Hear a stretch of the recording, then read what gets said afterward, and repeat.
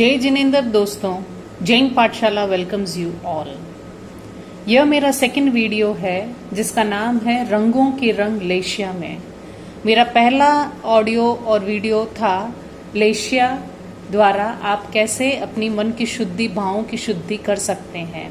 तो वो एक छोटा सा इंट्रोडक्शन था।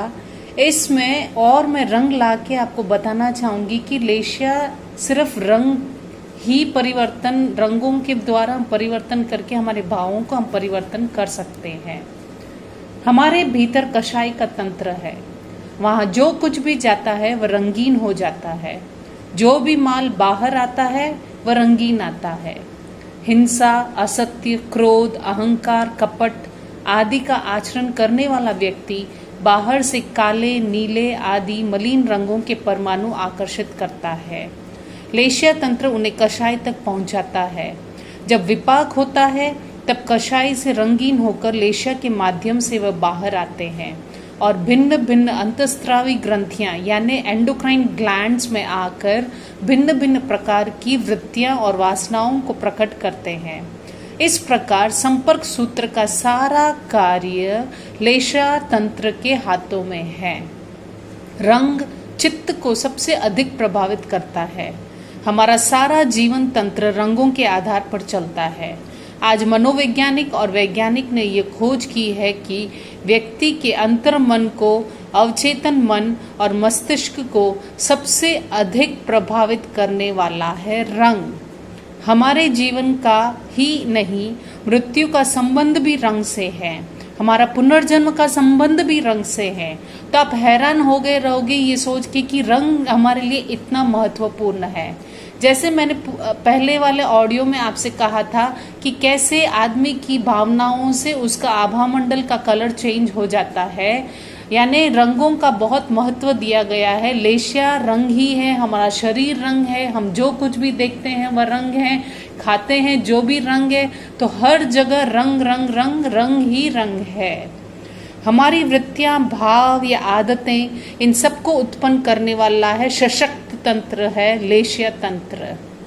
हम वर्तमान विज्ञान की दृष्टि, योग शास्त्र की दृष्टि और लेशिया के सिद्धांत की दृष्टि, इन तीनों दृष्टियों से इन पर विचार करें और इसकी तुलना करें।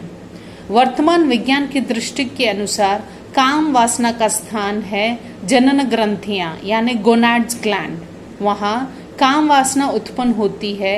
अन्य वृत्तियों का स्थान है एडिनल ग्लैंड्स, वहां भय, आवेग, बुरे भाव जन्म लेते हैं। योग शास्त्र की भाषा में 3 चक्र है, स्वादिष्ठाइन चक्र, मणिपुर चक्र, अनाहत चक्र, जहां हमारी वृत्तियां जन्म लेती है। एडिनल और गोनाड्स को योग शास्त्र की भाषा में स्वादिष्ठाइन चक्र और मणिपुर चक्र कहा गया है। लेशिया सिद्धांत की दृष्टि से अविरति, शुद्रता, निशंता, माया, विषय वासना, क्लेश, रसलोलुपता ये नील लेशिया के परिमाण है। विज्ञान की दृष्टि, योग शास्त्रीय दृष्टिकोण और लेशिया सिद्धांत की दृष्टि, इन तीनों की तुलनात्मक दृष्टि से लेशिया के सिद्धांत में जो 3 लेशियाएं हैं, योग शास्त्र की दृष्टि में जो 3 चक्र है और विज्ञान की दृष्टि में जो एड्रिनल और गोनाड्स ग्रंथि है, इन सब का काम समान है। आप ऊपर देख लिए रहेंगे कि मैंने फोटो में किस तरह नाभि के ऊपर से लेके नीचे तक का सारा यह खेल है। लेशिया का सिद्धांत मानता है कि सारी आदतें 3 लेशियाओं में जन्म लेती है। योग शास्त्र मानता है कि सारी आदतें 3 चक्रों में जन्म लेती है और विज्ञान के अनुसार ये सारी आदतें 2 ग्रंथियों में जन्म लेती है। अद्भुत समानता है तीनों प्रतिपादनों में।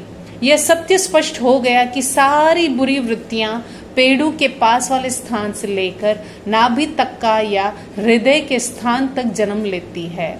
इतना ही स्थान है इतना इनका।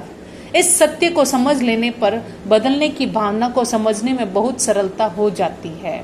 रंगों का ध्यान और भाव परिवर्तन हम कैसे कर सकते हैं? जो व्यक्ति प्रकाशमय रंगों का ध्यान करता है वह अपने आंतरिक व्यक्तित्व का ध्यान कर लेता है। कृष्ण नील कापोत लेशिया के रंगों होने वाले आदतें तेजो लेशिया के प्रकाशमय लाल रंग से समाप्त होने लगती है। पद्म लेशिया का रंग पीला है। यह रंग बहुत शक्तिशाली है, ये गर्मी पैदा करने वाला रंग है। यदि हम हृदय केंद्र, दर्शन केंद्र पर पीले रंग का ध्यान करते हैं और मस्तिष्क तथा विशुद्धि केंद्र पर पीले रंग का ध्यान करते हैं तो हमारी आदतें अच्छी बननी प्रारंभ हो जाती है। जब पद्म लेशिया के स्पंदन जागते हैं, पीले रंग के परमाणु के प्रकंपन पैदा होते हैं, तब व्यक्ति को और अनिर्वचनीय प्राप्त होता है। उनमें प्रज्ञा की निर्मलता, बुद्धि की निर्मलता और ज्ञान तंतुओं की निर्मलता इतनी तीव्र होती है कि वह हजारों ग्रंथों के अध्ययन से भी उपलब्ध नहीं होती है। गहराई में जाने की ऐसी दृष्टि मिल जाती है कि आदमी समस्या को तत्काल सुलझाने में सक्षम हो जाता है। आभा मंडल दोनों परस्पर प्रगाढ़ संबंध रखते हैं। भाव और आभा मंडल। आभा मंडल हमारी भावना का प्रतिनिधित्व करता है। इस दृष्टि से भाव के द्वारा आभा मंडल की और आभा मंडल के द्वारा भाव की व्याख्या की जा सकती है। आभा मंडल किसी एक रंग का नहीं होता, उनमें अनेक रंगों का मिश्रण होता है, क्योंकि उसका निर्माण लेशियाओं के द्वारा होता है। लेशिया के रंग व्यक्ति के भाव पर निर्भर करते हैं। जिस व्यक्ति में जिन भावों की प्रधानता होती है वैसे ही लेशिया के रंग हो जाते हैं। हमारे 3 स्थितियां हैं: बुरे विचार, अच्छे विचार, निर्विचार। बुरे चिंतन से अच्छे में आना सबका सबसे बड़ा उपाय है लेशिया ध्यान। इस ध्यान का अभ्यास किए बिना चिंतन को नहीं मोड़ा जा सकता। सामाजिक संबंधों के कारण व्यक्ति में शत्रुता के भाव आते रहते हैं। दूसरों का अनिष्ट करने की भावना उनमें पनपती है।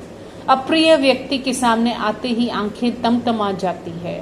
विरोधी व्यक्ति की स्मृति होते ही सारी चिंतन धारा प्रकंपित हो जाती है। इन प्रतिक्रियाओं को तब तक नहीं रोका जा सकता जब तक शुद्ध लेशिया का ध्यान नहीं किया जाता।